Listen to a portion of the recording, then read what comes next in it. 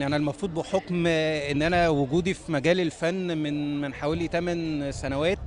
بس للأسف فاتني كتير. يعني أنا جيت النهارده لقيت انبهار بالتنظيم، انبهار بالكواليتي اللي معمول بيه الحفل، بالمكان ذات نفسه عظيم جدا.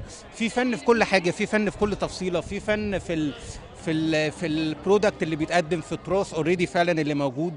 فانا مبسوط جدا جدا، وفي نفس الوقت متضايق ان انا فاتني المكان ده من فتره كبيره، يعني ان انا جيت متاخر. الفنان الكبير مدحت صالح، وفايا يونان، وكل اشكال الفن المختلفه. يعني هو اللي فاهم في الفن بشكل مظبوط، اوكي، بيبقى ليه ميول معينه وتذوق معين، بس في نفس الوقت بيبقى بيحب يشوف كل الفيلدز المختلفه، كل اشكال الفن المختلفه، بيستفيد منها برضه في نفس الوقت.